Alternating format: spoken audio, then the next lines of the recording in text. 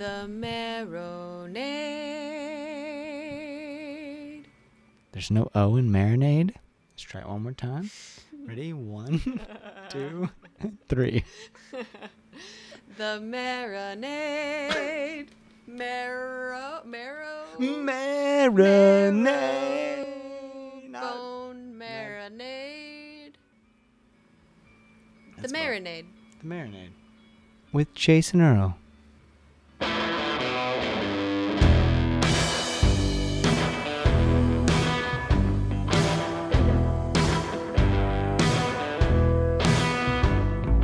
Proud little baby born Bastille Day. You took all my money, then you gave it away. You put 16 stitches in a 3-inch cut. Now you just shiver, don't shake, don't strut.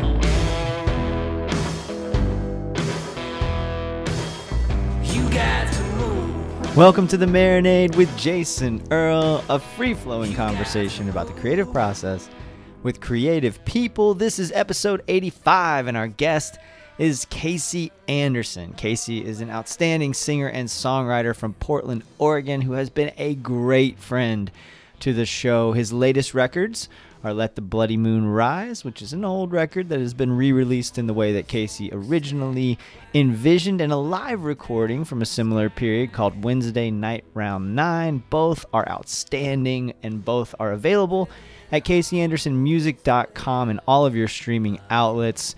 Everyone, this was so much fun. It is a huge pleasure to present, for the second time on The Marinade, Kasey Anderson.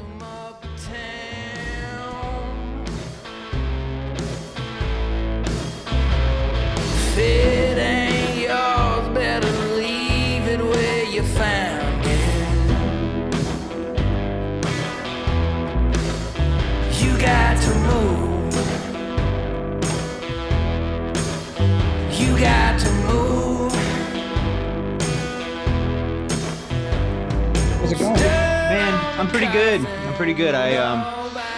I've had one of these days where and I'm a fairly emotional person, right? Like I cry when I need to cry, and I express my anger healthily when I need to express my anger healthily or whatever. But some days, those days when you're just like feeling everything a little bit more intensely. I'm having one of those days. Like, it's a good day. Everything is great, but I'm just having one of those days where everything just feels much more intense than it has of late. And I don't know what that is. It's just been really interesting to go about my day today. And just like, as I was preparing for this, your songs, and I can't wait to get into the music, but like listening to your new record, right? To the Places We've Lived. Like, those songs were hitting me in a different way today. Yeah. Interactions that I had with people are hitting me differently. Anyway, that's just kind of where my mindset is now. Those days are hard. I feel like those days are more frequent now that we're like, everybody is kind of just still locked up with their thoughts. So they're, like, it's, I think that there is, I don't know. I mean, everybody needs an emotional outlet. I think for a lot of people, it's like, I'm not an especially, what's the word I'm looking for? Like, I don't mind being alone. I don't mind being isolated. I don't mind having a lot of time to myself. But I can see, like, even now, like, we're in Portland and it's 80 degrees today and people are out, and you can see that they're out in a way like they have not been out, like they did not get to go out last summer. And you can see that release, and people, I think, are just handling it differently. And I think then there's those of us who are still being really careful and are still inside. Not that those people aren't being careful or whatever, Sure. But, like, we're still inside, and we're still kind of like just trying to work our way psychologically and emotionally through what the last year and a half has been. And I think that does that like heightens. You start to think about your interactions with people, and you start to think about the things that are important to you, and that kind of heightens everything. Yeah, that's a great point. I watched your interview with your conversation with Jason Isbell. Great job, by the way, with your Alana Club. Oh, thanks. It's like, you're like, you just did a fantastic job in that conversation. I loved it. And y'all were talking about something that I think it pertains to what you just said. And that is the idea of like, it's not always when you're in the moment. In fact, a lot of times it's not when you're in the moment that the thing hits you. It's the difficult moment, I should say. A lot of times it's later that hits you, and how you process it later can then come out, in a negative way if you're not aware of that. And I think that's what a lot of folks right now, it seems like. I think that for me, I'm trying to be hyper aware of how am I processing this last year, even though I've been super lucky. Like everything's been pretty good for me, honestly, as far as, I've had it way better than most folks, but how I'm processing, like re-entering the atmosphere, slowly re-entering the atmosphere is going to be super important for making sure that I handle it properly, Yeah. So it's been, I was looking back at it. We last talked in 2018. Like, it's so crazy to me to think about, right? It's so wild to think how much has changed and how much has happened in your life, in my life, in the world.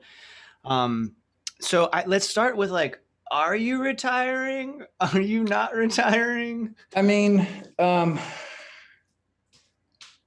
am gradually. Yeah. And I thought I would be at a more accelerated pace, but then the Dangerous Ones thing happened. Yeah.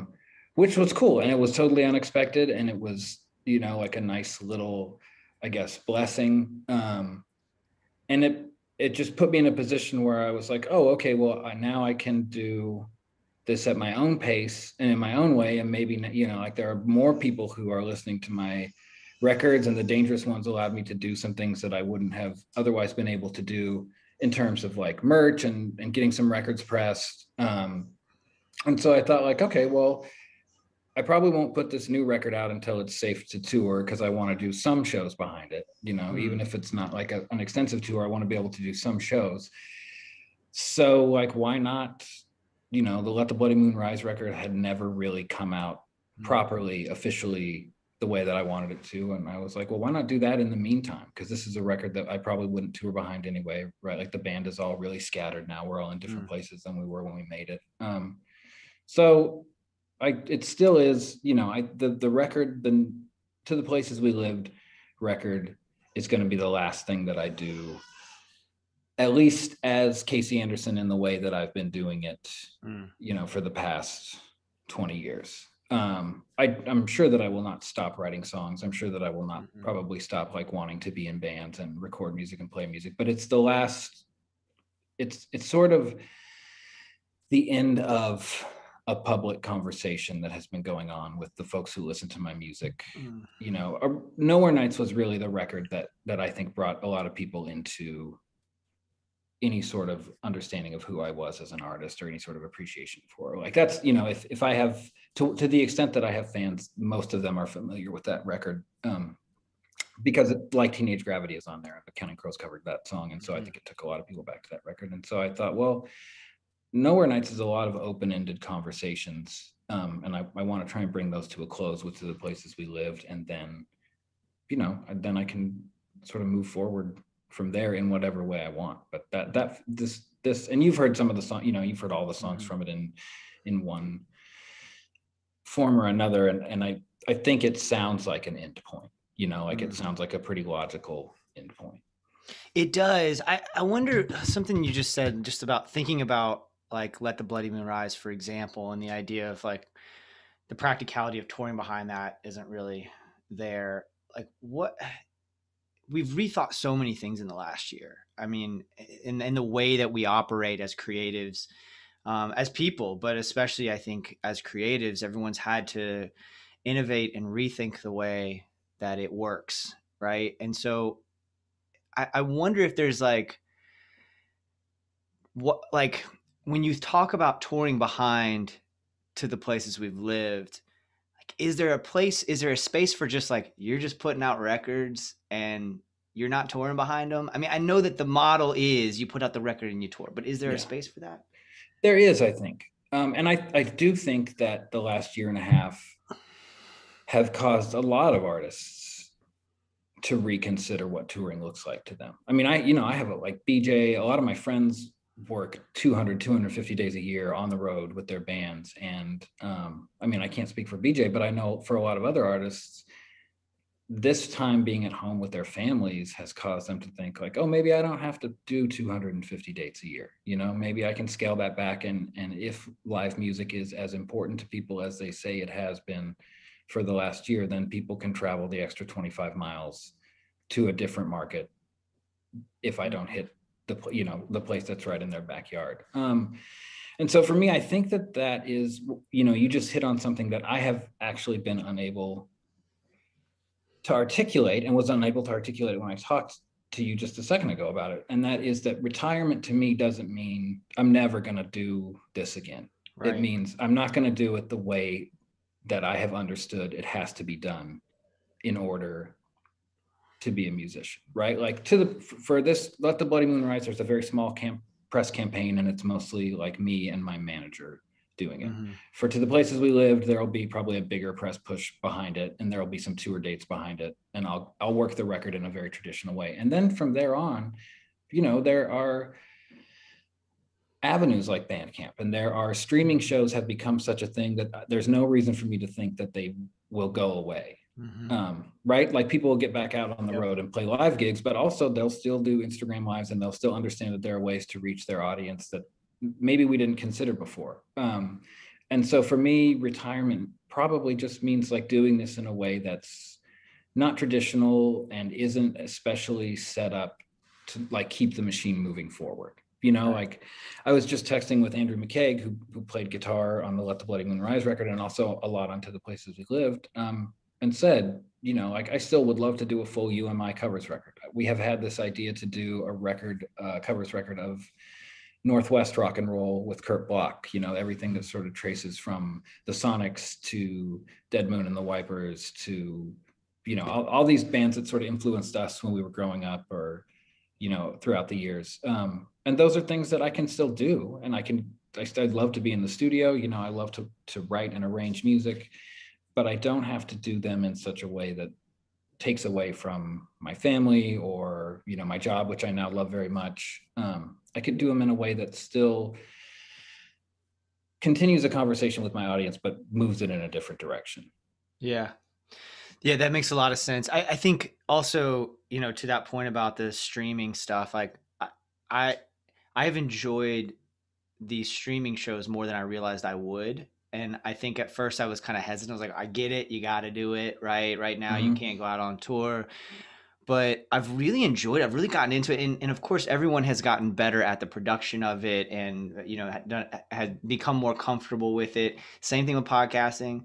Like I was so resistant to phoners. I was so resistant to, I don't know why, again, like I've said this a few times on the show, why we didn't do Zoom calls before for these things. Like I just did phoners all the time. And now it's like, well, now I'm it's opened these horizons for me. I mean, now I feel like let's reach out to whoever, even if they're not coming into town. I don't think there is a substitute for being there in the room with the person, having a conversation, or, obviously there's no substitute for being at a live show, but there's so much value in this, like there's so much value in this. I mean, you and I never get in the same town, so like, but without this, if it's on the phone, we can still do it. And we did it before, but it's not the same as getting to see your face. It's not the same. And I'm right there with you. I mean, I watched the Amanda Shire's live string things, mm-hmm. When she was doing those, and I thought they were really cool. And then I went through a period where I was like, man, this is a bummer. It actually just makes me miss seeing my friends or, bands I like live. And then I kind of swung back the other way. And mm-hmm. part of that is because of the Artist in Recovery interview series. Mm-hmm. And like you said, the last one that we did in person was with Raphael Sadiq when he came through Portland in February of 2020. Mm-hmm. And previously, I would have to try and arrange that interview series around, if somebody was coming through town, I would have to reach out and say, like, does Raphael have 45 minutes before the gig? Or like, I noticed that he has a day off before the gig. Does he want to come into Portland? But it's not that way anymore. I mean, I can just send somebody's management an email and say, hey, does Jason have this day open? If he doesn't, does he have a different day open? Let's do it. We can hop on via Zoom, and it's 45 minutes of his time, and he doesn't have to rearrange his whole tour itinerary to make it happen. And that's been cool. That's been cool. And that's a thing that I think, even when we start being able to do them live again, that's a thing that I think I will continue to do, because it also allows them to, I mean, for you, the podcast live, it lived somewhere still, right? Like you got to have the in-person conversation, and then the folks who listen to the podcast got to hear the podcast. With the Artist in Recovery series, like we didn't record them, we didn't do video, but now that we can do them via Zoom, I just record them, and so then I can put it on YouTube and Vimeo, and people who missed it the first time around can get back to it. Yeah, and that's what I did, right? That's what I did with the Isbel when I didn't get a chance to see it at the time, and then I went back and watched it. And so I'm curious about the Artist in Recovery series and how it came about, and then I'm also curious about, like, again, Kasey, you did a great job with that conversation. And I'm wondering how much preparation you put into it, how much work goes into the planning for those conversations. First of all, thank you. I really love that program. It came about, well, so when I came on at the Alano Club, my first job at the Alano Club was I just picked up people from treatment centers and took them to the Recovery Gym, which is a gym here in Portland that does free CrossFit training for people in recovery. So I just drove a van, and I would drive them to the treatment center, or pick them up from the treatment center, take them to the gym, hang for a while, and then take it back to the treatment center. And it was just something that I did because I loved the Alano Club, and I had a really close friendship with Brent Canode, the executive director there. And, I just reached out to him and said, how can I help? And he was like, you can do this 2 days a week if you have the time. I was like, dope, I have the time to do that. Mm-hmm. And so then, once I got my foot in the door, he had this Artists in Recovery series that was mostly just local people in recovery playing 45-minute shows once a month. And I was like, man, I think you can do this differently. I think that you can turn these into conversations with maybe some of my friends, or with me, or with, artists who I can reach out to, and I'm happy to help out. And, as great as it is for people in recovery to see an artist they admire perform, like, it's even better or more beneficial to me. And there's evidence that supports this, that people in recovery need to hear those stories told by the people who live them, and need to hear, like it means a lot to hear, for somebody to hear Jason Isbell say he struggled with isolation during the pandemic. It means a lot for somebody in recovery to hear Raphael Sadiq speak from the perspective of a family member of someone with substance use disorders, and how that affects families. And so I took over that program, and then I developed on my own a cooking program with local chefs in town, Gregory Gourdet and Gabriel Rucker and Gina Helvey and a bunch of others, teaching cooking classes. And then the next thing I knew, Brent was like, well, this is like, you have a lot of good ideas. Let's bring you on. And I took the gig full time. And it's been really rewarding. It's been a really cool couple of years. In terms of the prep, I mean, for the Isbell thing, Jason and I have been friends for a long time, so that was easy. And we've had a lot of those conversations, candidly and off record. So that was, that really was, and I think we both said it at some point during the interview, like that was just like us texting or talking to each other on a normal day. Anyway, for the other ones, I start to do prep when I usually book them a month or so out in advance, and I start to do prep and really think about what the artist's story is and what I think would be beneficial for the community to hear. The Morgan Wade one isn't up on YouTube or Vimeo yet, but it will be pretty soon. Cool. And Morgan talked a lot about still having those thoughts about wanting to pick up a drink, or thinking like, oh, it's okay for me to drink, and how she deals with those. And I think that's a really cool thing to address too. And both, Jason, for sure, I wanted to touch on his song about how it gets easier, but it never gets easy. I mean, I think that's some ground that is very rarely covered in art that addresses recovery and substance use disorders. So I do a fair amount of research, and I also think because I come from that same background, it makes those conversations easier, and Sadiq pointed that out the other night, that, I'm speaking as someone in recovery, but I'm also speaking as someone who makes records and who writes songs and who makes things. So I'm able to tap into both parts of that conversation. And I think that has helped make those conversations feel really natural and be really beneficial for the community who watches them. Yeah, that makes a lot of sense. I was reflecting on something similar earlier, not necessarily recovery related, but just creativity related, about how in the last, since I started the show, really, I started taking songwriting seriously as a hobby. And it's led to the point where now I have enough of my own originals that I want to make a record. And Cool. yeah, and it's really cool, but it's also like, it's one of the unintended consequences is it's made me realize how much fucking work goes into making a record and like how many moving parts there are. And I guess I knew that, right? I intellectually was aware of the fact that it was a big production. But I think especially as I was approaching this conversation with you, I was just thinking like, man, you're somebody like Kasey who, people like me absolutely love your work. And there's a part of us as a fan that might feel like, damn it, Kasey, don't retire. Like, we want to hear more records. Like, I want to hear Yeah. more of your music, but you don't owe us anything, but it's still, we selfishly want to hear more of the thing that you do.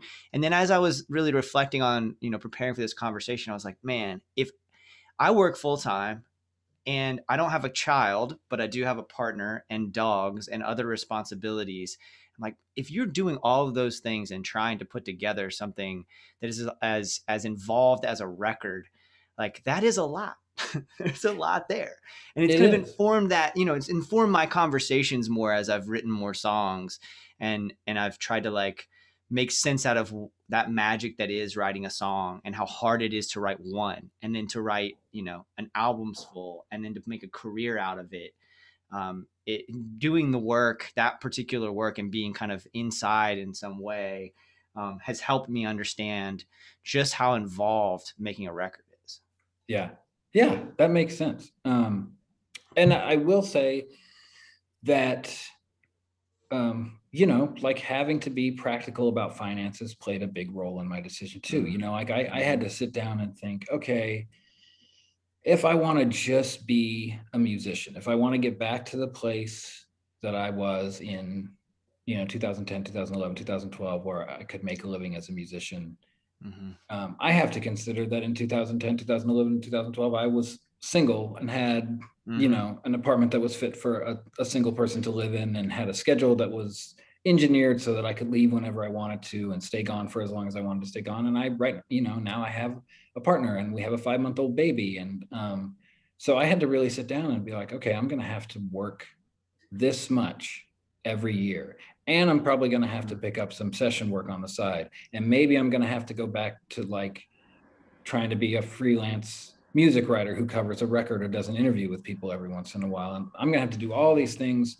or I can take this job that's been offered to me at a place that I love, at a place that has been really important to my recovery, and know what my schedule is going to be. And then I can kind of set my own terms with music stuff, and I can get out of the idea of having to work a certain record cycle, having to play this many gigs, having to hit these markets. And I can do, like, oh, I'm going to play Americana Fest this year, and I'm going to do a New York gig and a Chicago gig and a Portland gig and a Seattle gig and a couple of California things. And that's going to be it for me for the year. And if folks don't like that, then I'm sorry. But like you said, like not to be, cantankerous about it, but I don't owe anybody anything right now. Like the work that I want to do is done because I want to do it. And so maybe it does look like, hey, I wrote 3 songs.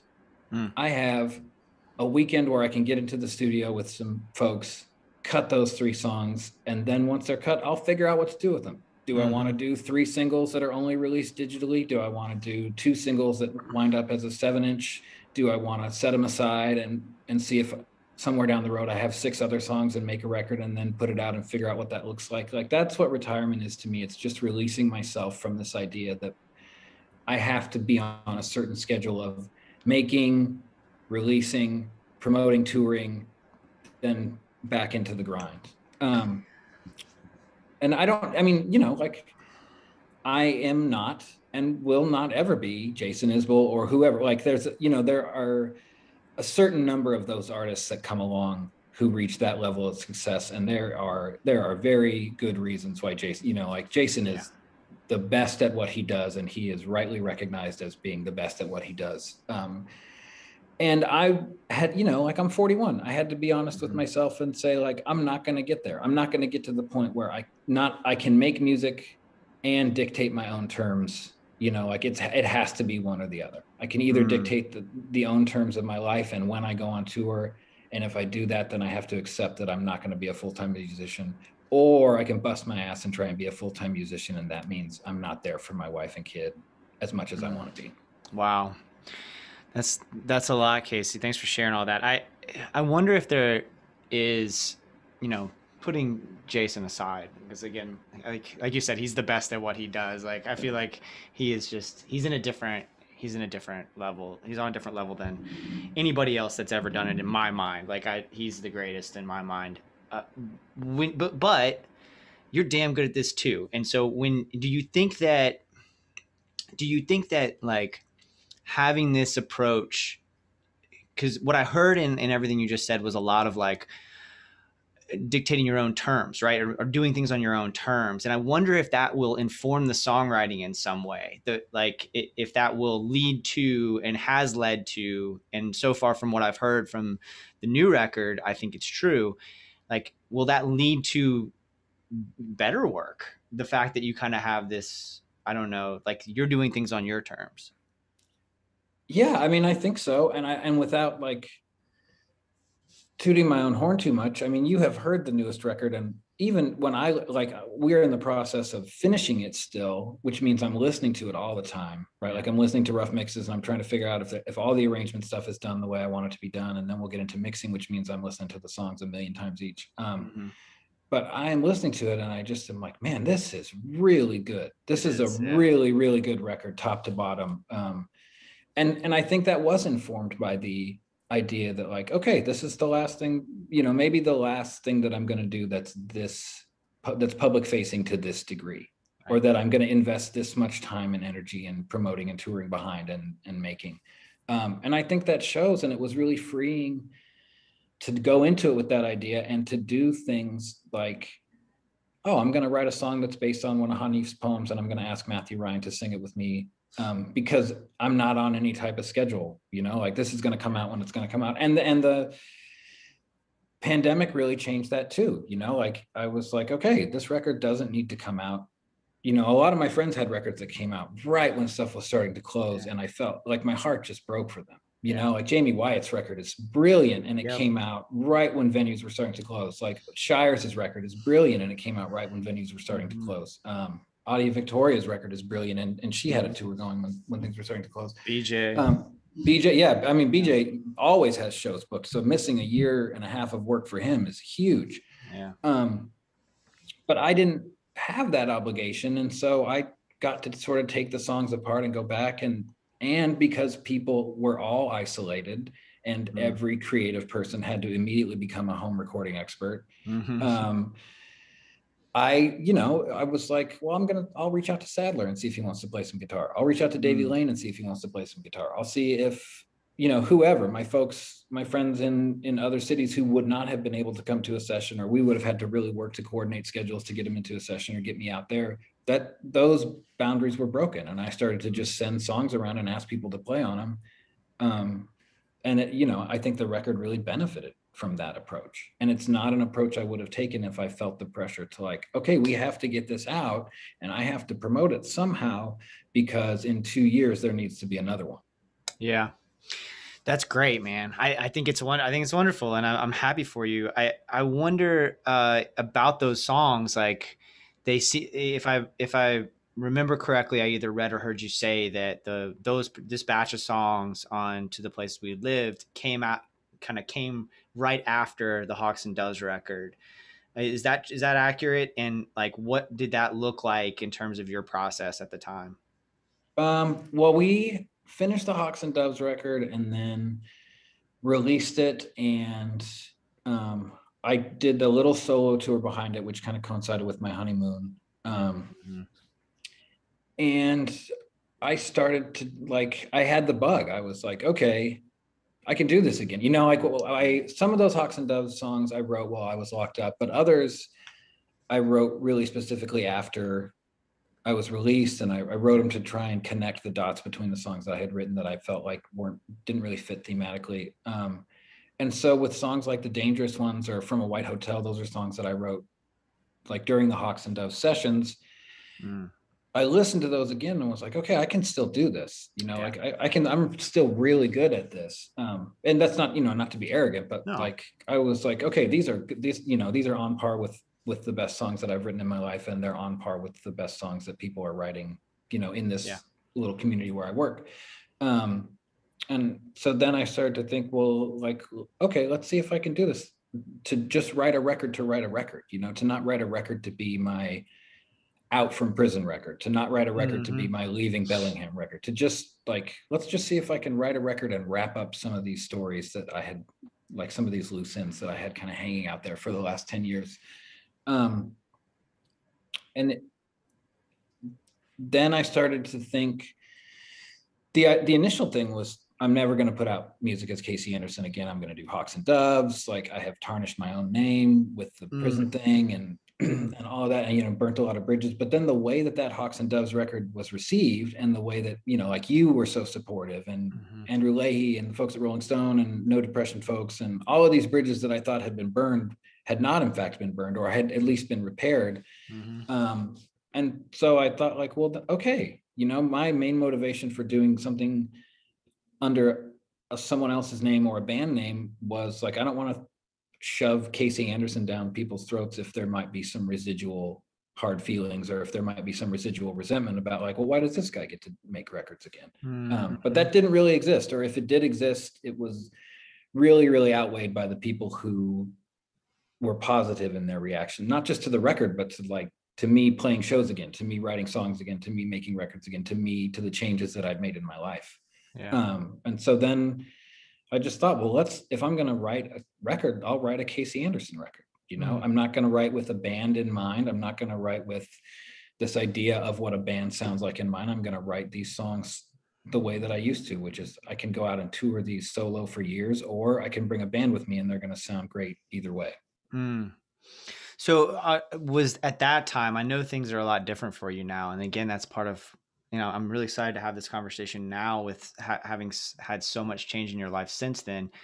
Was that this batch of songs, was that you sitting down to do the work every day kind of situation, or were those just kind of coming in spurts? Like what did that look like at the time? Obviously that's not, you're probably, well, I say obviously, yeah. You're probably not sitting down to do the work every day now, right? Because you have I have other stuff to do. But at the time, was that what it looked like? Yes. And what it looks like for me to write a record, or what it did, the Hawks and Doves record didn't come together as much this way because I had some of the stuff. But when I say, okay, I'm going to write a record, typically that comes from having one or two songs. And usually those are songs that are connected in some ways thematically. And I look at those two songs as the first track on the record and the last track on the record. So in this case, I had, the first song on the To the Places We Live record is called Believers, and the last song is the title track To the Places We Lived. And it was very clear to me, like, this song opens the record. This song is the period at the end of the sentence. How do I get from where the characters are in Believers to where the characters are into The Places We Live? And then because I am a procrastinator, and because I am a really, really meticulous editor of songs, and can get stuck in kind of a loop doing that. And it comes to, with recording too, like I can get pretty deep into an arrangement or like a tweaking whole. But because of that, I have to, when I have a third song, then I book studio time so that I know I have to have the record finished by X date. So, I had Believers To the Places We Lived. And then I thought, how do I get from one to the other? And then I had that idea to write the song after Hanif's poem. And I thought, well, how do I bring this in to this story, to the Places We Live narrative? And then I did it. I wrote that song, Leave an Echo. And I thought, okay, cool. That's 3 songs. I understand how they fit together thematically. It's time to book studio time, or who knows how long this is going to go on. Or, I'm going to start to pick these songs apart until I don't like them anymore. And so then we were kind of off and running. And then I just set aside, like these next 3 weeks, I'm going to write songs. And then the 3 weeks after that, I'm going to edit. And then I'm going to see what I have after that. And if I need to write another one, I'll write another one. If I feel like a couple lines need to change, then I'll change a couple lines, and then let's get into the studio. Man, there's so much I want to ask you about. Like you mentioned bridges, and how you were concerned. And we talked about this last time too. Like you thought that maybe bridges had been burned or that they would not be able to be rebuilt and that kind of thing. How has that evolved over the last couple of years since we last sat down to talk, in terms of your relationships with folks that maybe that you were worried about not being able to build that bridge back? Have those bridges been built over that amount of time? What does that look like for you in terms of your relationships? It's been really positive. And I think a big part of that is that I have been very public in my own rehabilitation, in my making amends, I have been really transparent in the way that I have lived my life since I was released from prison. And I think, and again, like I want to try and stay grounded in humility about it, but I think that people can see that I'm in a very different place than I was, when I was using substances, and when I hadn't treated my bipolar disorder, and when I was harming people in the way that I was. And so I think because of that, a lot of those relationships have been not just repaired, but are stronger than they were, because they're friendships that are now based in honesty, and I'm not like hiding half of my life from my friends, or like dodging phone calls, or disappearing for weeks at a time. I'm present, and I'm an active participant in those friendships and those relationships. And I know that there are still people who were harmed by me directly or indirectly, or people who saw what went down and were disgusted by the situation, and like thought, how can this person, this person benefited financially from a bunch of lies, he should never be allowed to make music again. And that's okay too. Like I have made direct amends to the extent that I feel is necessary. I have continued to make living amends throughout my life, and will continue to do so.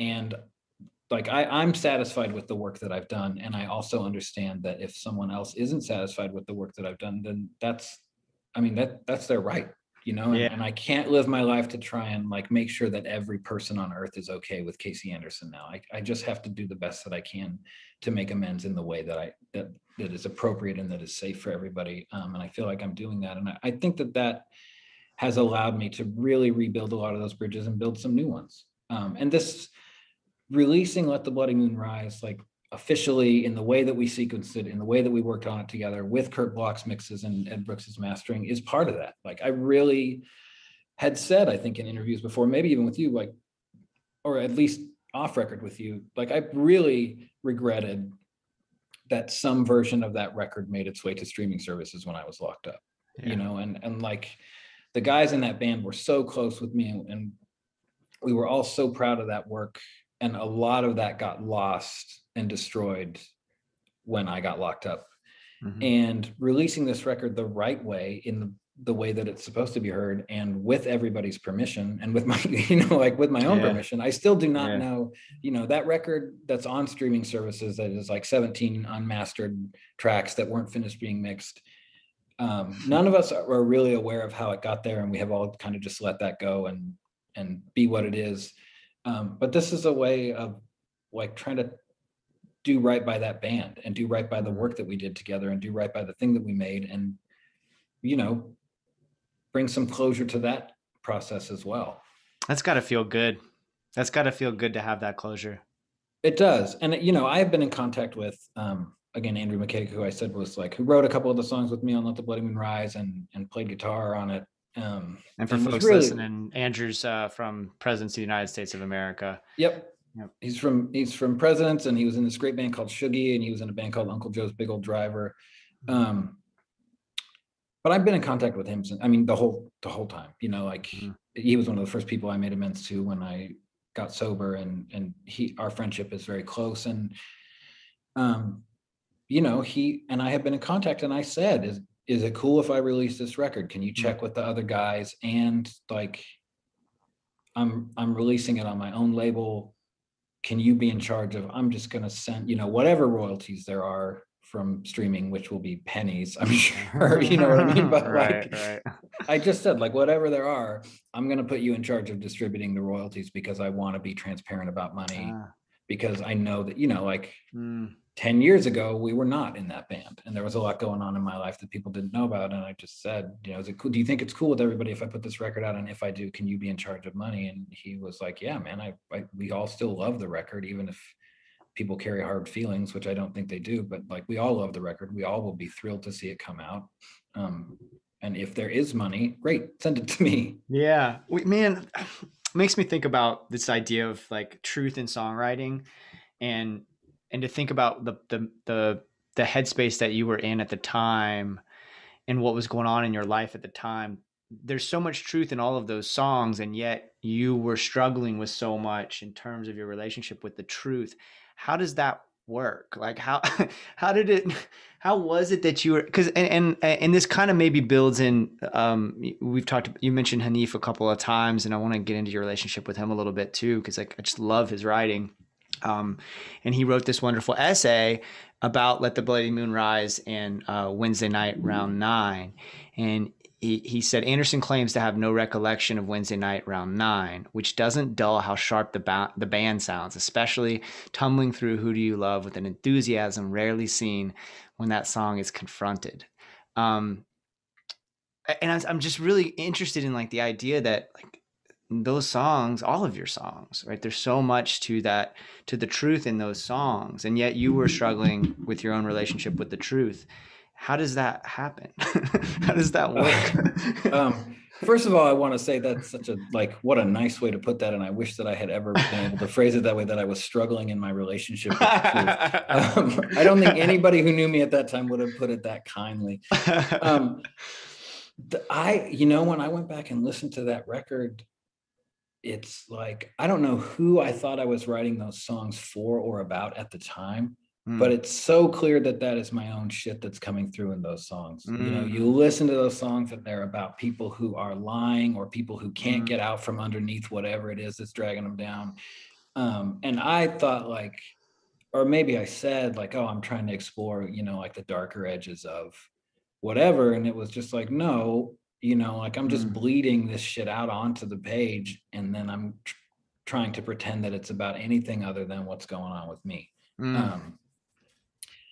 And then, you know, that essay that Hanif wrote is he just is so generous, you know, and he's such a brilliant writer, but he is such a generous listener to music. And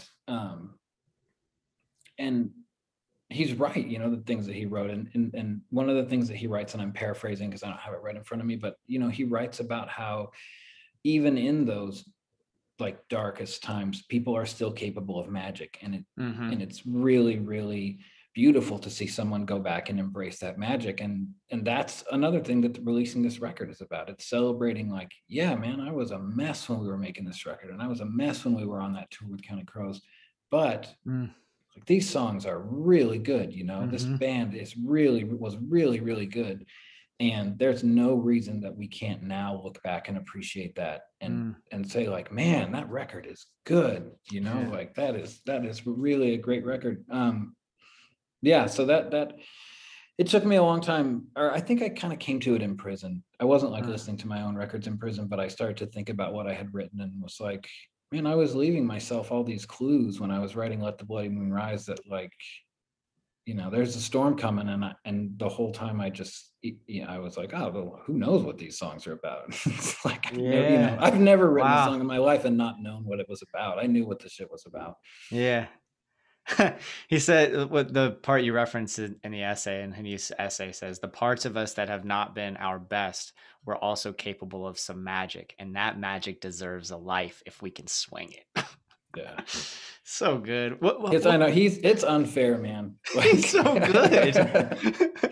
I tell this story, or I've told this story, I think on Twitter, and I maybe told it on one other thing, but he, the last time he was in Portland to do a reading, we hung out and went sneaker shopping during the day, and we were sitting down somewhere. It was beautiful out.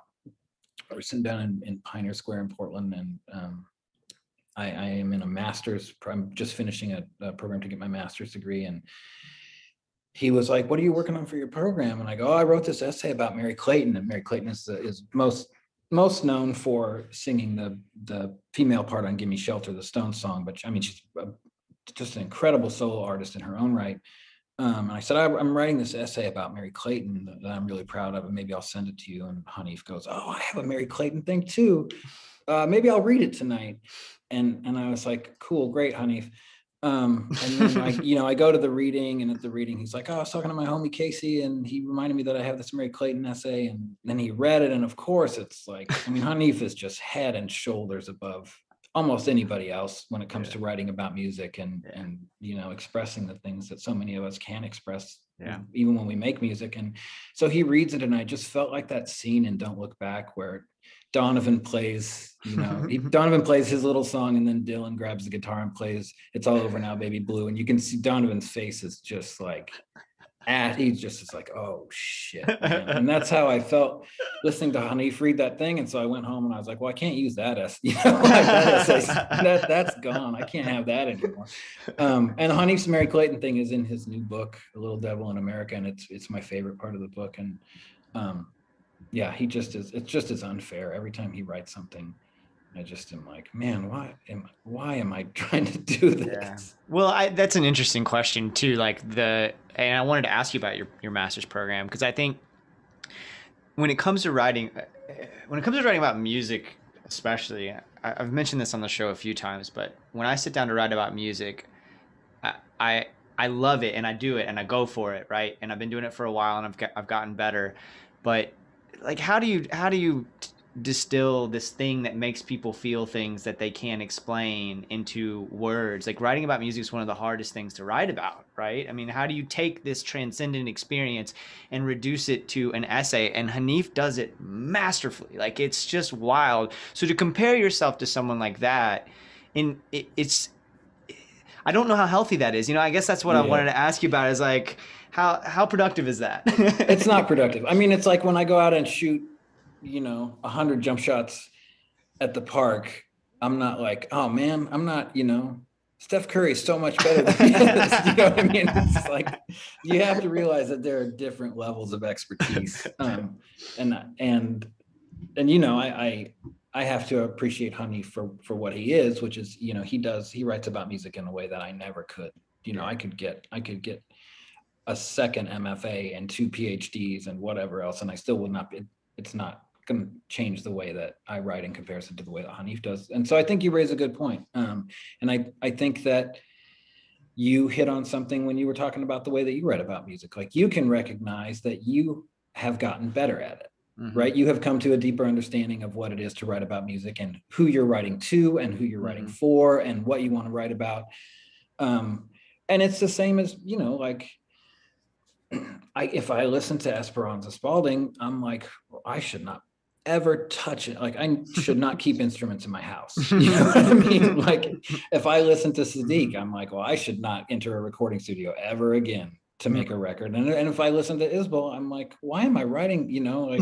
What's the point? He's already done it, and he's done it better than I'm going to do it. But that's not what it's about. It's not a competition. It's not about me doing something as well as Esperanza does, or because we don't do the same things. And even Jason and I don't do the same things. Right. We're not writing for the same people. We're not writing to the same people. We're not writing about the same people. And I think that that's what it is. If you can look at your work in the context of your own life and your own work, and how it has changed, and what it has meant to you, and what it might mean to the people who are going to find it, and you can see a progression or a growth, or, you can appreciate things differently, then that's it. It's worth it. And that's why I got, I wanted to get an MFA, because I wanted to get an MFA. I thought, I've wanted to do this. I wanted to do this since I graduated with my bachelor's, and I never got around to it. And this is part of my growth as a person who makes things, and as a person who appreciates the work that others do. And I want to do this for myself. That's wonderful. There's a common thread running through this conversation, and it also ran through your conversation with Isbell, and that's the idea of like just being that work in progress, whether it's personally or creatively, continuing to do the work. I mean, as you were talking, and as you said that about, kind of recapping what I said about looking back at the things I've written and looking at it now.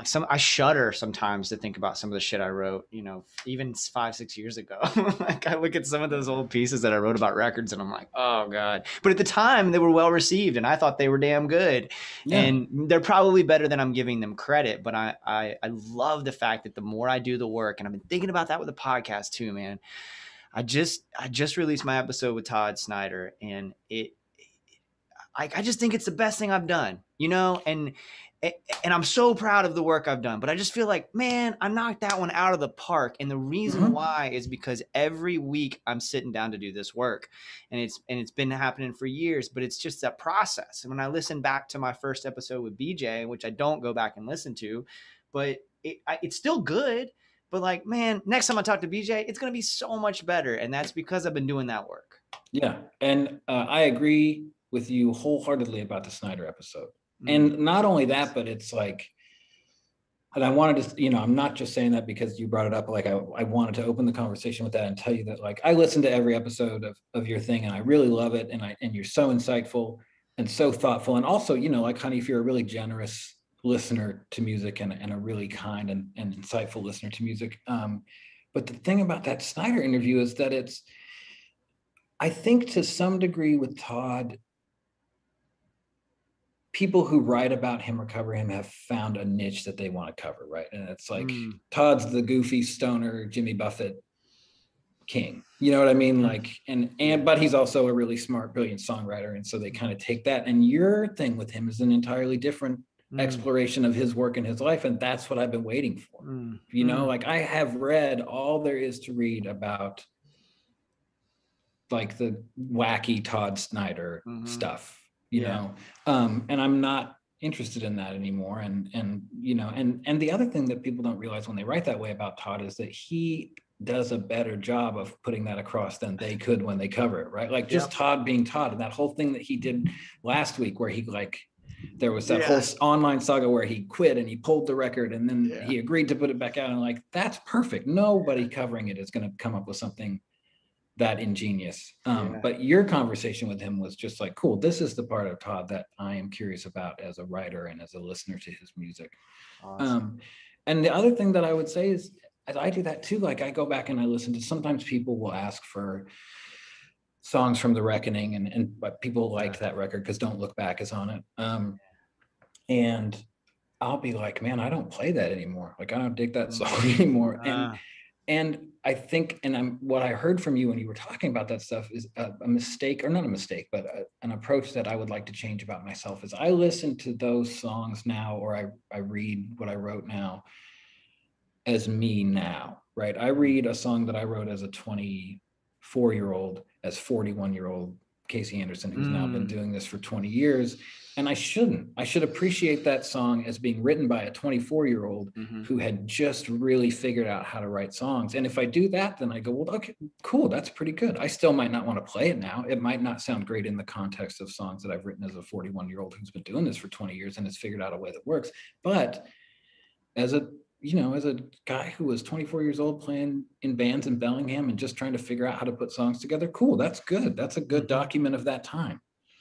I love that. First of all, thank you for the kind words about the show and about the Todd episode. And I think the thing you just hit on, and I don't have it the exact line, but in Hanif's, and folks can go to KaseyAndersonMusic.com to see this essay that Hanif wrote.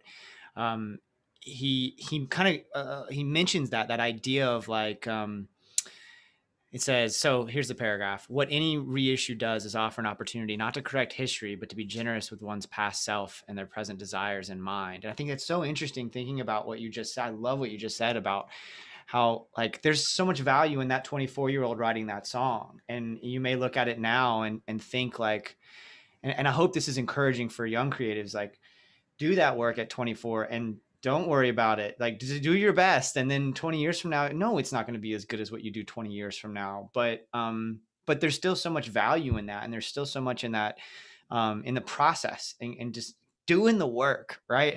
That comes back to just doing the work and knowing that like you you have to start somewhere, and you have to put it all down, and you have to try it, and you have to put it out there for folks to hear. That's another thing that I have a hard time with my kind of my young songwriting career, is this idea of like sharing that work when you're first doing it, for me at least, is very difficult. Like I can talk to you and hear, and set, just listen to what you have to say and then put that out. That's different, right? It's like I'm opening it up for you to talk. I mean, that's kind of how I approached the Todd episode. I was like, I just need to turn this dude loose, and see where it goes. Like I had my notes just in case, but I figured chances are we're not gonna like have a lull in the conversation. It's probably gonna be okay. Well, I was ready just in case, just in case he James McMurtry's me. But I don't think that's gonna happen. And I think that is, it's different to do that than it is to put your own music out, or to put something that you created out there. Because you do have to sort of, especially when you're starting out doing these things, is you have to get out of your ego enough to be like, I know I'm not going to be great at this yet. Like you can't expect to be great at whatever it is the first time you do it, right? Yeah, you can't. And I think about it, and I hate to go back to the basketball metaphor, but it's beautiful out in Portland, and I do, like I've been trying to get back onto the courts and shoot. If you keep doing it, you're not going to get worse. Right. Right. Like if you keep working on it and you keep making stuff, if I go out and shoot 100 jumpers today, and I shoot 100 jumpers every day for a month and a half, I'm not going to be worse a month and a half from now. I'm not going to like, man, I can't believe like the first day I hit 98 and now I can only make 4 or 5. Like that's not how it works. That's not how anything works in life. So it's a matter of just like building that practice and understanding for yourself what that looks like, and finding a practice that's comfortable for you and that helps you make things in a way that is fulfilling to you, but that also strengthens the habits that you want to strengthen about the way that you work. And if you do that, you won't get worse. You will get better, or at the very least, you will appreciate what it is that you like about your work and what it is that you need to change, and you'll start to develop the tools to change the things that you want to change. That's really well said. One of my pandemic purchases was a basketball hoop for my driveway, and it has given me so much joy. And I'm just like, why didn't I do this? Again, one of those pandemic things where you're like, why didn't I do this like 5 years ago? Whenever we bought this house, like I've had the space to do it. But basketball is one of my great passions, and I'm curious about. I don't think we talked sports very much last time, if at all. And I'm wondering what is. You're a fanatical Blazers fan. You love the game. You're so passionate about it. What is it about basketball that resonates so much with you? Well, in Portland, it's really all we have in terms of professional sports. I mean, we have the Thorn and the Timbers now, and that's a more recent thing. So we have the 2 soccer teams, but the Blazers were really the only game in town. We don't have an NFL franchise. We had a AA ball club for a while, but that's gone now.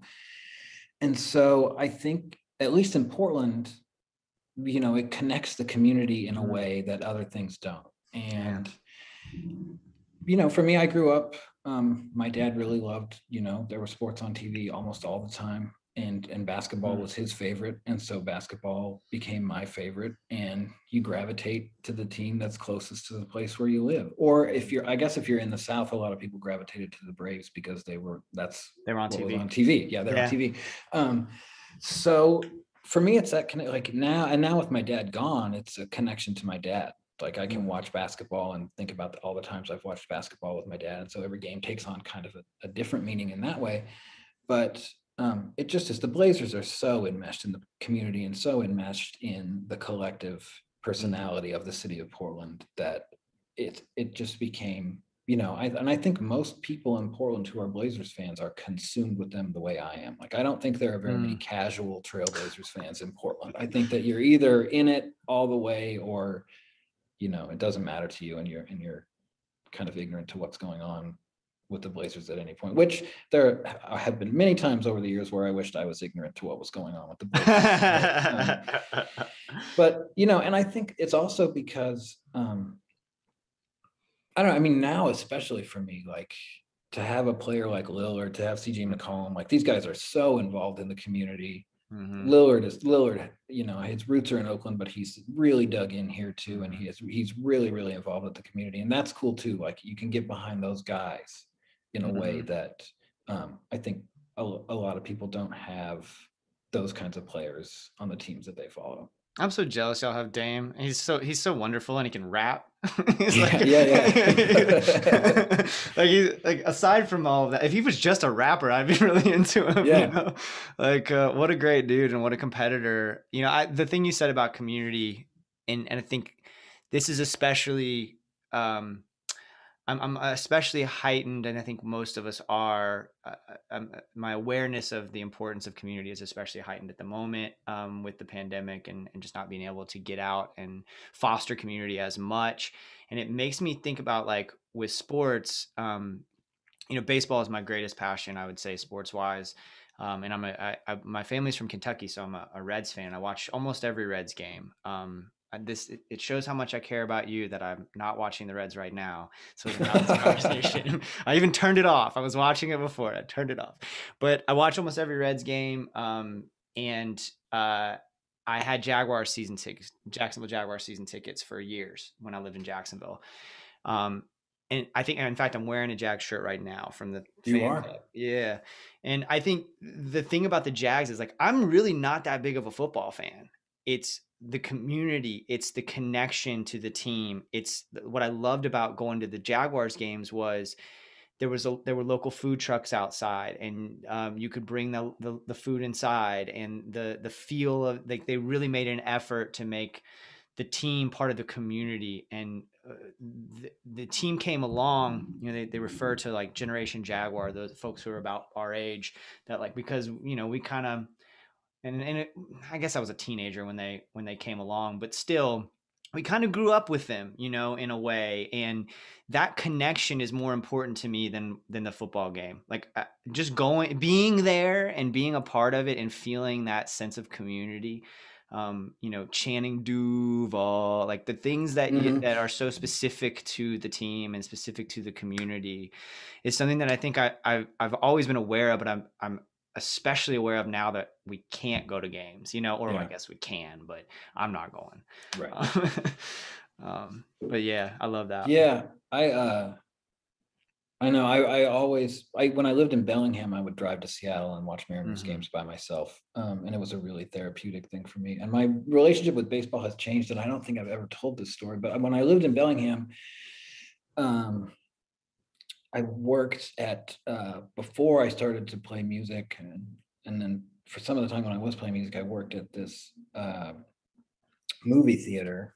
I managed and ran the projection at this movie theater, and I bought at that time, like, Sirius and XM were two different companies, I think. So I think I bought a little XM radio, and I would go up to the projection booth and just put on the Mariners game, and then unfortunately I would, like, cut out a bunch of lines for myself to do throughout the night. And so I would just get high and listen to baseball. And once I was in recovery, my relationship to baseball changed, because now when I listen to the games, I'm like immediately taken back to, like, oh man, being up in a dark projection booth and, like, doing drugs by myself. So that it's been weird. Like, I can feel myself kind of detaching from baseball the last several years and not being as into it.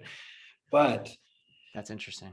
Yeah, and I hadn't, until you started to talk about it, I was like, maybe that's why I don't dig baseball so much anymore. But to me, baseball is just like, maybe beautiful is not the word, but, like, it's such a soothing thing to me to be at a game, like the experience of 3.5 hours and you're just at the game, or to have it on in the background. Like, it's the only sport where you can go about your day.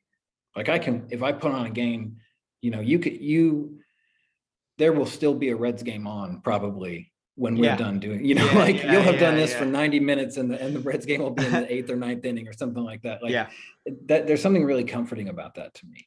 Yeah, I fell asleep in the 5th inning last night, and I woke up in the 9th, and it was perfect because it was like this thrilling finish, and the Reds won an extra innings. But I think there is something magical about baseball. Is kind of the way I think about it. Like, Colonel Bruce Hampton said to me that every single baseball game, you're going to see something you've never seen before. every single game. And I don't know that that's true in every sport. I mean, I was thinking about it. I was actually writing a little bit about this last night after that game, because it was just such a thrilling game and it just felt so good to watch. And I've been reflecting recently on how fortunate I am that, like, I guess I've become the adult I had dreamed of becoming. Like, I have a projection screen and I get to watch the Reds with my dogs, and I have a robot vacuum. It's like all these things that as a kid, I was like, I will be successful in the future if I have these things.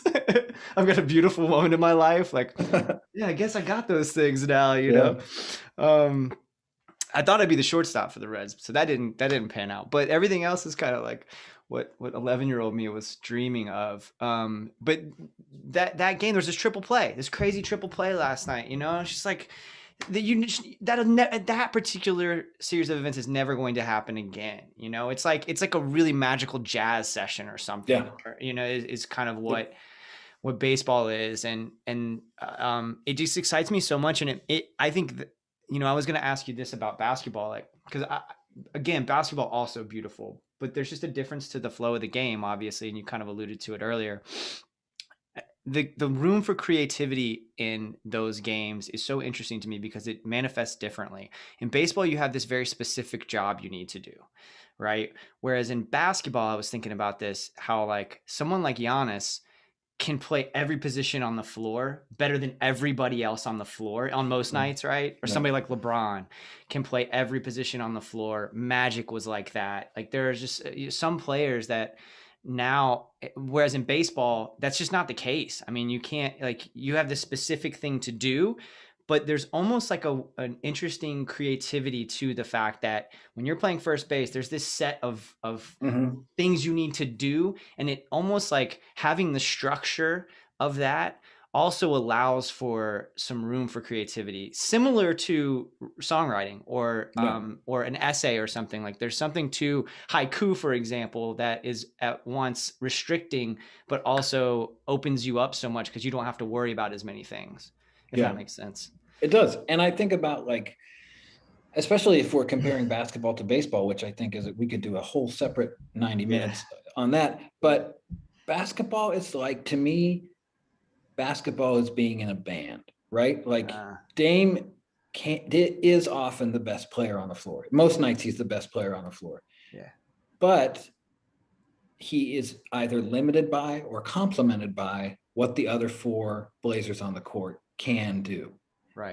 Right. Like, he can, you know, he cannot every time down the floor, he can't score. Right. He just can't. Right. Like, he needs to depend on other people to carry the load.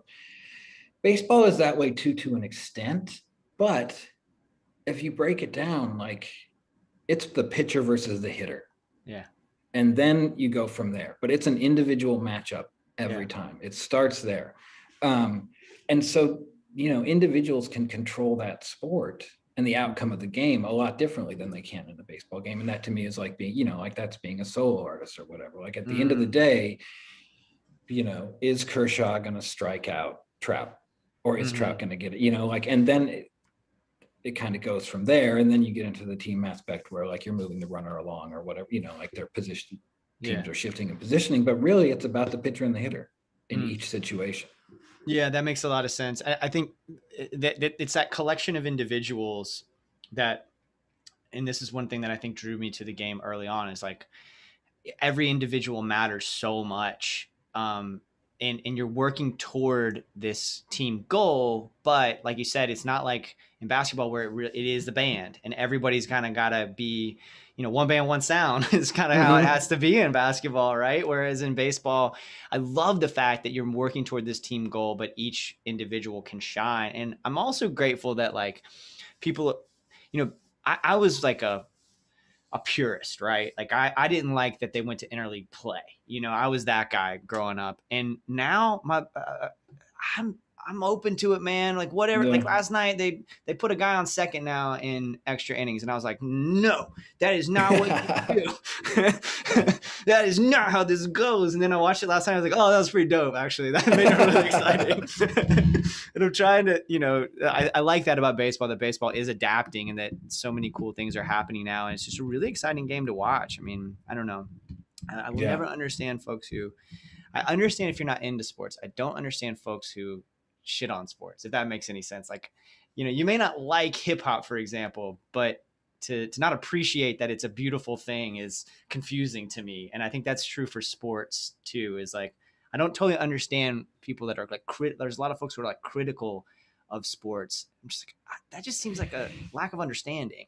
Yeah. I mean, there's like, I think that there's structural systemic things to be critical of, as there is with everything, I mean, there's, but I don't know. I'm reminded too of like, this is maybe, I mean, it's not a new thing, but it's especially exacerbated since the advent of Twitter. But now there are those, like when the Super Bowl's on, right? Like you have people who are tweeting about the game, and then you have people who are just actively like, well, I'm not fucking watching the Super Bowl. I can't believe anybody's, and it's like, you don't have to like, just don't watch the game. Just don't watch it. If you're not into it. You don't have to like, there are foods I don't like. You know what I mean? I'm not in the restaurant listening to people order and being like, oh man, asparagus? You're kidding me. You know what I mean? Like we have just reached a point where everybody feels like every opinion they have has to be publicly broadcast. And like, it's cool to just enjoy stuff or not enjoy stuff. And you don't have to let everybody in the world know how you feel about it. Yeah, that's a great point, man. That is a great point. I want to talk about some sort of more lighthearted stuff as we kind of finish up. How, just on a personal level, what's fatherhood like? How you feeling? Man, it's fun. Cool. The adjusting to the sleep schedule at first was rough, and it's, I have said that it's like all your friends and your family try and prepare you for it. And they tell you like, it's going to be like this. And it's at once exactly the way everybody said it was going to be. And it's nothing like what people said it was going to do. There's just no way to prepare for it. And my brother's expecting now. And I have given him that advice. Like I can tell you whatever you need to know about my experience, but it's not going to be your experience. Every kid is different. But it's so fun to watch Winona is our daughter's name. To watch Winona, she's 5 months old, it's a little over 5 months old, and is developing a personality and like laughing at stuff. And you can tell when she enjoys things, and you can tell when she's frustrated or when she's tired. And it's like, oh, cool. Like I'm starting to get a sense for what kind of kid this kid is going to be. Wow. And that's really beautiful. And it's really fun for Kaylin is my wife, for Kate and I to talk about things that we want to expose Winona to, and things that we want to, things that we're excited about watching her discover on her own. Like, some parents, I think, go overboard with this, but you have the opportunity to really expose your child to the things that you think are important.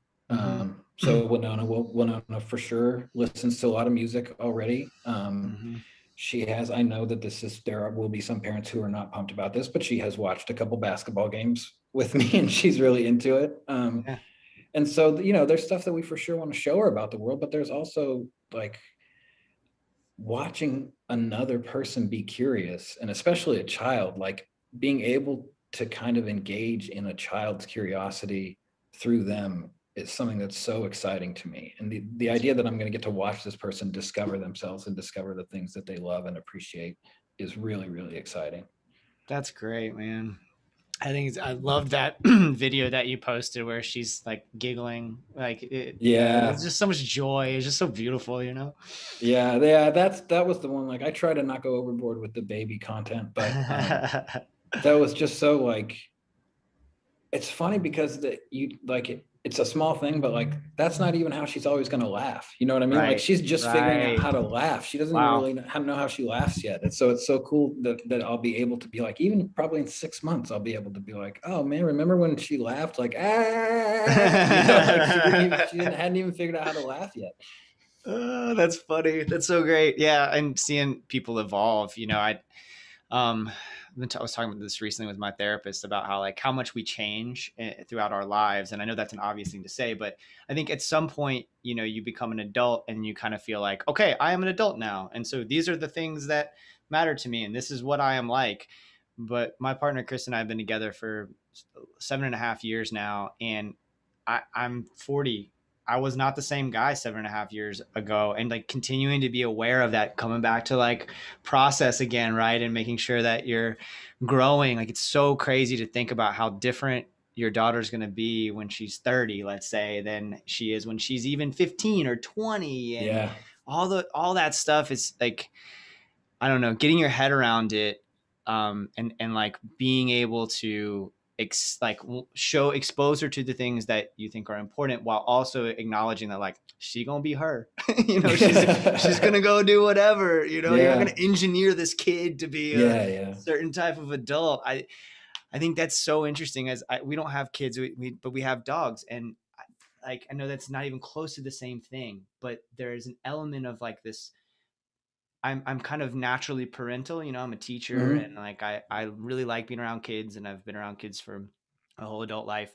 With the dogs, it's like at first I was trying to be so deliberate about what they're going to be like, and then like Conundrum just threw that shit out the window, man.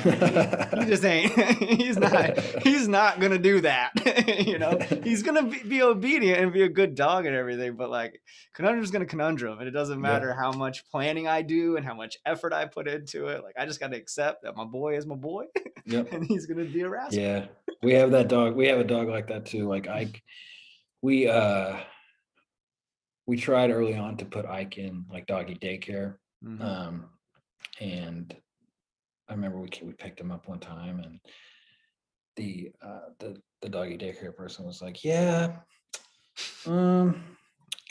like, it gets to be frustrating because he doesn't let the other dogs nap. And we're like, oh yeah, he doesn't really like to nap. And she's like, well, it's important that they take a nap. And we were like, well, I don't know. I feel like if it was important to him, he'd do it, like he knows when it's time to sleep. He'll lay down when he's tired.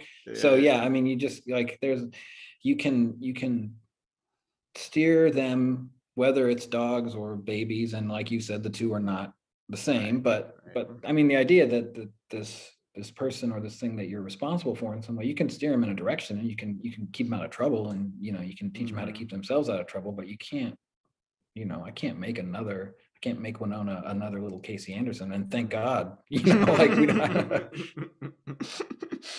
Oh man. Yeah. The concept of, I think parents are wonderful, and I'm so happy for my friends that have kids. Like I always thought I wanted kids, and I think I'm overwhelmed by the pressure of bringing someone into the world, and that's not to say we won't do it at some point, but I just think it's amazing that and this is for every parent, like that you made this choice to bring this life into this world, and you took on that responsibility. Like it just takes a lot to be able to say, hey, I'm ready to bring this person into the world that doesn't have any choice about it, and that I'm willing to be there for them, and I'm going to do, their whole life, and I'm going to really put everything I can into this. I just think it's an amazing commitment and such a beautiful thing. Thank you, man. I think that too. And I think that, I think in either case, it can be a really selfish or a really selfless act, right? Like it can be a really selfish thing to be like, well, I want a child, and I'm going to bring them into the world regardless of the circumstances, and blah, blah, blah. I'm going to add to population density, and I'm going to thrust them into this place that seems to be on its last legs, and so on and so forth. And that can be really selfish. Or you can look at it as, I mean, we talked a lot about it, Kate and I, or you can look at it as like, hey, we try and do a lot of good in our lives. And if we bring another person into the world and we teach them about the world the way that it is, and we don't try and put rose-colored glasses on them, and we try and expose them to the whole of the experience of living in this world as much as we can, and hope that maybe they'll try and do some good with their lives too, well, then isn't that one more person that we need in the fight? And I think you can look at it both ways, and obviously we chose like, hey, this is, we feel like we could use another person in our lives to maybe do some good. Well, and I think you could make the argument also that like the choice not to have, like in my case, for example, the choice not to have a kid, if that's how I land. Again, I don't know. Some days I wake up and I go, yeah, let's do this. And some days I wake up. I think your partner's going to want to have a say in it too. Yeah. Well, she's the same. She's the same. we talk about it a lot, you know. We talk about all that stuff a lot, and which is good. That's healthy.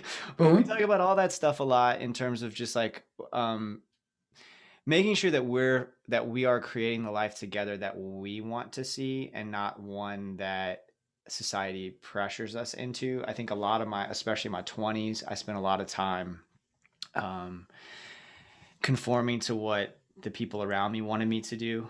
I went to law school because everybody thought I should go to law school, and then everybody said I wouldn't do it because I was dragging my feet, and then I did it to prove them wrong. And that's a bad reason to go to law school.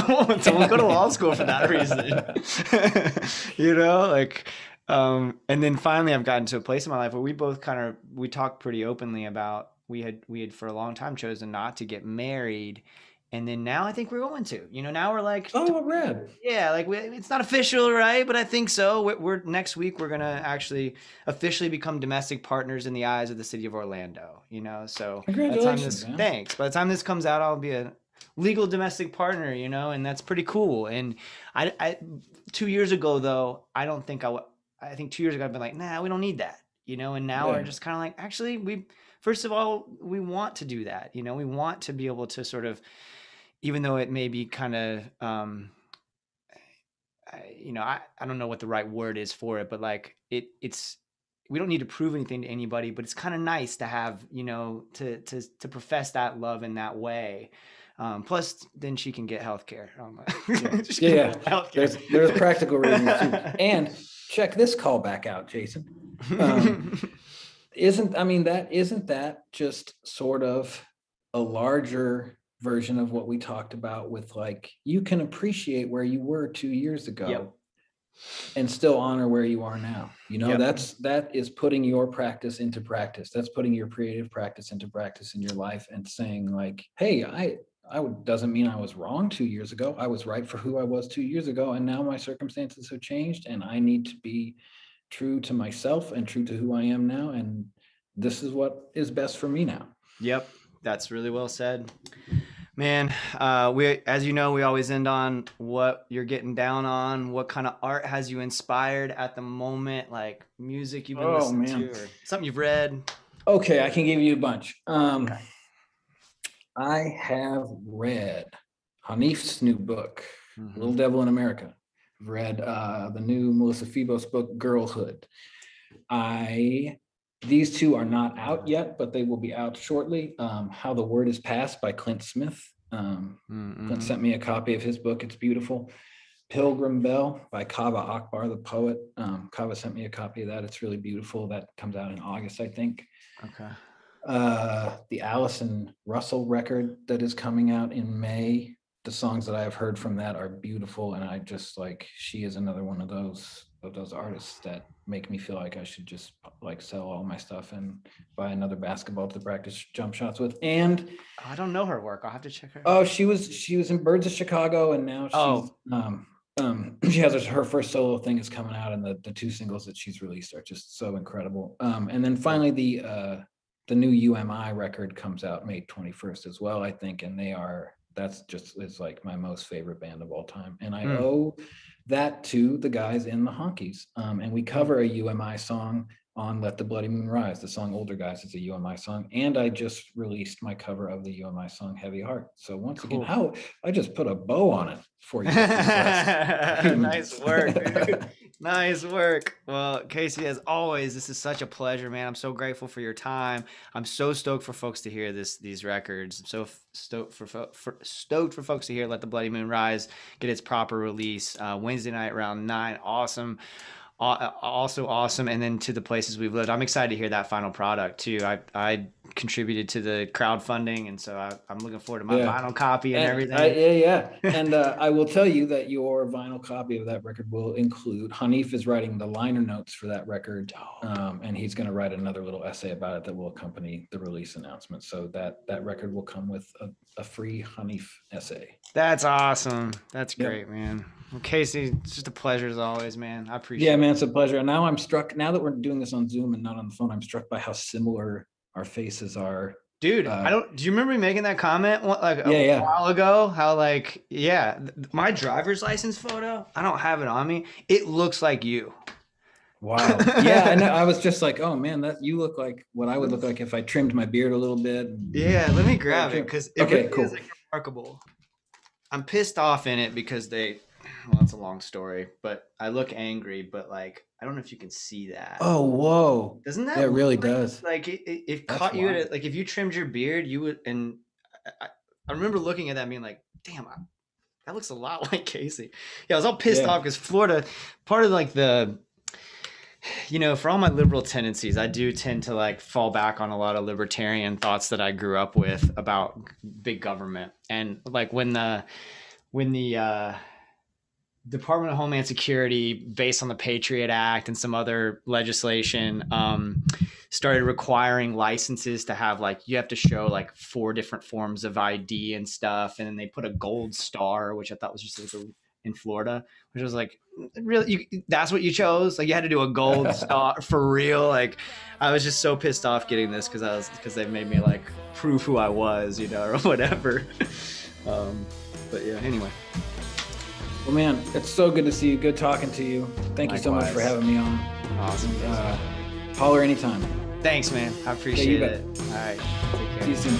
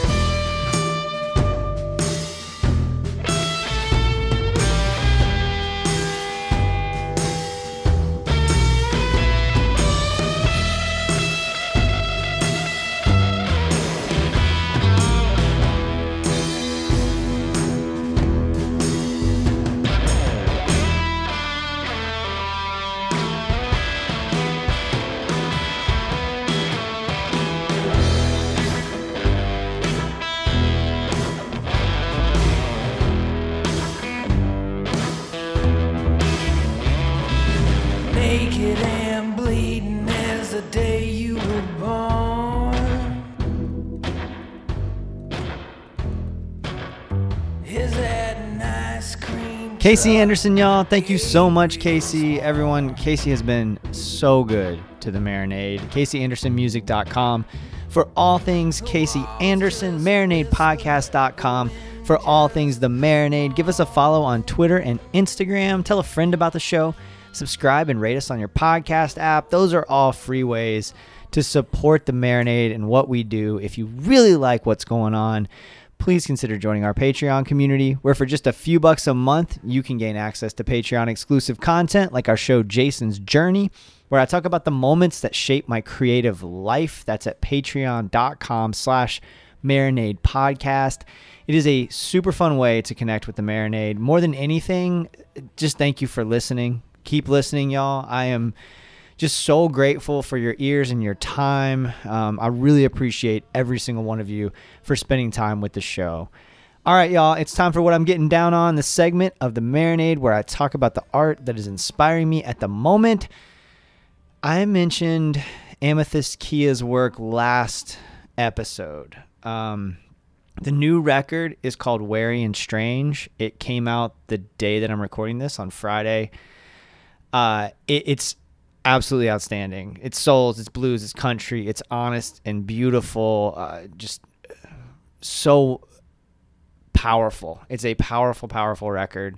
So check that out. Wary and Strange by Amethyst Kia. Andrew Bryant, good friend of the show, Andrew Bryant, with whom we are going to be recording on Monday after I record this. I am just such a huge fan of his music. Waterliers is the band that he was in previously that I'm so crazy about, and you've heard me rave about. Sentimental Noise, his record that came out a couple years ago, is just a go-to. I mean, continually going back to that well. But his new record comes out really soon on July 9th. It's called A Meaningful Connection. Y'all, I mean, I've had the pleasure of listening to this thing for about a month. I don't don't lightly say, hey, just pre-order this, trust me, but I'm saying it right now. Pre-order this record, trust me. Okay. He's knocked it out of the park. It's my favorite thing that he's done. And that says a lot because I'm a huge fan of Andrew Bryant's music. My partner Chris and I watched the Bo Burnham comedy special on Netflix. I know everybody's been talking about it, and I thought I'd weigh in. It's staggering. It's great. I mean, just if you haven't seen it, watch it. It's one of those things where I've talked about this phenomenon on the show before, where sometimes I'll watch something or listen to something and just kind of like, I'm consistently in awe of great creatives, but sometimes I just feel like overwhelmed to tears that someone's that good at what they do. And this is that kind of performance. Absolutely outstanding. Speaking of performances, I got to see good friends of the show, Matt Woods and Austin Lucas, live on stage in a rock club with their guitars, swapping songs at Will's fucking pub here in Orlando. Will's is the Marinade's home away from home. It was just a beautiful night. I got to hang out with my good buddy Jordan Foley. I got to meet Larry Fulford, the comedian and musician Larry Fulford, in real life. We've known each other on social media for years, and finally got to just talk to him, just face to face. Go figure. No masks on.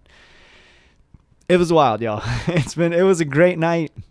I had a blast watching Austin and Matt. They're just two of the best. They both are incredible performers, and it was fun watching. Like, I've seen Austin several times, and this was actually my first time, other than when Matt and I did the same radio show. He did an in-studio performance. While Chris and I were on a local radio show. We were all in the studio together, and I saw Matt play a couple of songs, but I haven't seen him actually perform before on stage, which is kind of strange given how much I've listened to his music and how much he's kind of, Orlando's kind of his home away from home. The energy between those two, and it's so interesting because I feel like they're very different guys as I've gotten to sort of know them. The energy between them, the chemistry, the appreciation, the love for each other's music, it all came out in such a large way on that stage. They were, both of them, so happy to be there, you could tell. And both of them really bringing it. And their car broke down. Like, it looked like they weren't going to make the show potentially. They were barely even late, really, getting on stage. And the whole night was just wonderful. I mean, just everybody there was in a great mood. Everybody was happy to be there. Everybody was, of course, right? I mean, maybe that sounds kind of obvious, but it just feels so good to be back in a fucking rock club. Just back in a small room. Will's is not a big room. It's built for live music like that. It's built for that kind of show. People were in such a good place. Both of them played songs from throughout their catalog. I got to hear Austin play every song I wanted to hear. I got to hear Matt play every song I wanted to hear. And they just kept going. They just played and played and played. And it was just, just a hell of a performance from both those guys. And getting to see everybody and be back out. And, it wore me out for like 2 days because I'm not used to staying up that late or being at, interacting with people in that way. So it wore me out, but I can't wait to get back on the horse, man. I can't wait to go back to shows and get back in a regular routine of once or twice a month getting to go to Will's and see some live music. So thank you to Will's, and thank you to Matt. Thank you to Jordan. Thank you to Larry. Thank you to Austin, Jessica Polly, who put that thing together. Just thank you to everybody who's out there doing their thing. And I'm so excited to see all of my favorites come through town, hopefully soon. So far, tours are missing Florida, but I ain't about to bitch about it. I'm just happy that y'all have a chance to get out there and make music and make a living and do your work. I'll travel to you. I'll go to see you. Those are the musician friends who are listening right now. I need to get out of here anyway. I love it here, but it's time to get on the road and go see some stuff. I love all of y'all. Thank you so much for listening. Until next time, go out and create something. Cheers, y'all.